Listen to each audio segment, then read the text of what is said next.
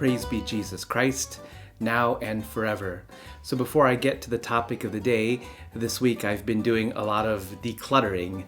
I find decluttering to be very satisfying, and I've been wanting to declutter the parish office and the sacristy for a long time. You know, like our homes, stuff can pile up very easily, and the parish office and the sacristy are two places where that happens here. But in my decluttering, I came across this box of candles, and they are wedding candles, but they have a silver 25 on them. So no doubt they are meant for a couple who is celebrating their 25th anniversary. So if you are celebrating your 25th anniversary this year, or you know a couple who is and would appreciate these candles, leave a comment to this video below that you're celebrating your 25th this year, or you know someone who is. If you can't leave a comment below, you can send me an email. You can find my email address in the bulletin or on our website. I'll put all your names in a hat or can or something, and I'll draw one out, and that person or couple will get to have these candles. I will need a copy of your marriage license, 2 pieces of identification, and a written statement from your best man or maid of honor. No, I'm just kidding. I won't need any of that stuff, but I'll believe you. Just post a comment or send me an email, and I'll announce the winner, if they don't want to remain anonymous, in my next video. So this Sunday, Divine Mercy Sunday, we are hosting Treasures of the Church, an exposition of sacred relics. Some of you may remember that we had this here at St. Edward 5 years ago in 2016. And since then, I've been wanting to have it back here. And things just worked out, and we are able to have it here again. It will begin with a presentation in the church at 2:30 p.m. this Sunday. And then everyone will be invited over to the Father Hogan Center gym for the exhibit. And the relics will be on display until 6:30 p.m. For more information about Treasures of the Church, you can go to treasuresofthechurch.com, or you can click on the link in the description below.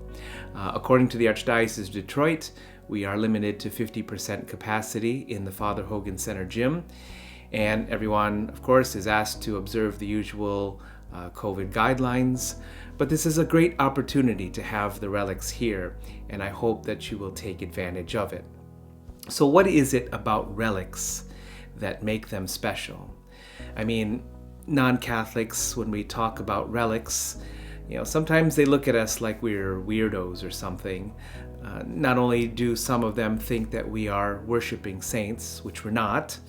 We venerate saints. We don't worship them. Worship is given only to God. But veneration is a kind of honor that is given to the saints. But not only do some think that we worship saints, some think of relics as a kind of superstition, or that we think that relics are something magical. There's no doubt that relics are something that is distinctive to the Catholic Church. So what are they?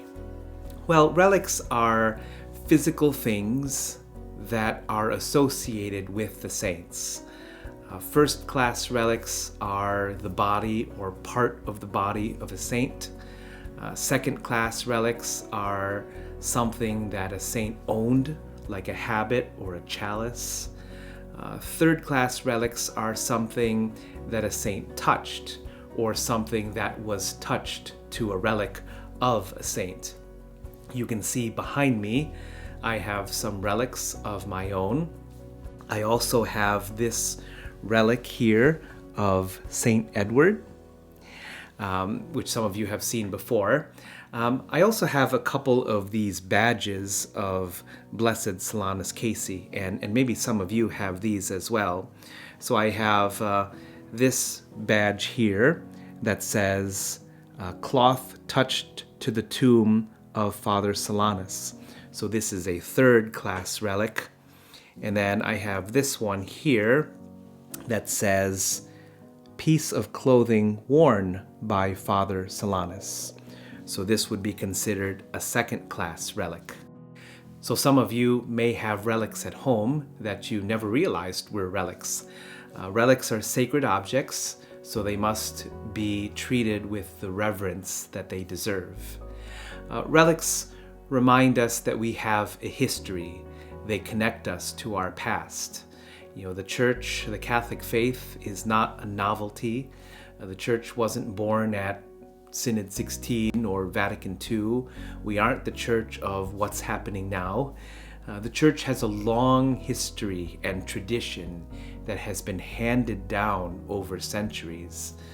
The lives of the saints remind us of that history, our roots, our heritage, and our beliefs, all of which can unfortunately sometimes be swept away by novelty or the latest fad.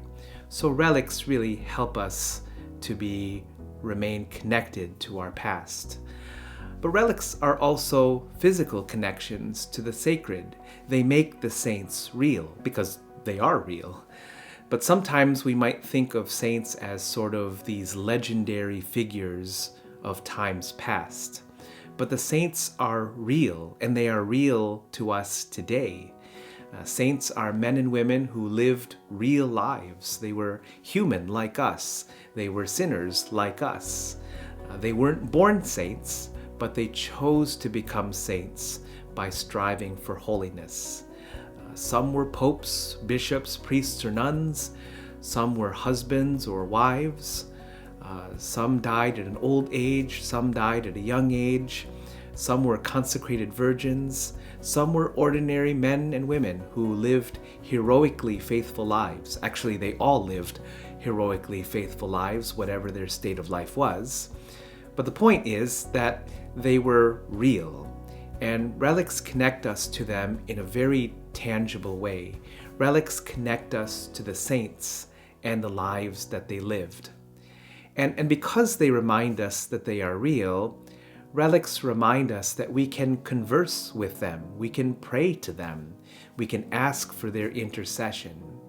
So when you come to the exhibit this Sunday, don't just look at the relic or read the write-up about them. Pray to that saint. Entrust your petitions to them. Pray for yourself or pray for a loved one, and the saints will bring your petition to the Lord. Well, that's all I've got for today. One more thing. There's a blood drive on Monday in the parish hall. You can see the bulletin boards in the church to register. And I think that's everything. Christ is risen. Alleluia. He has risen indeed. Alleluia. Alleluia. God bless you.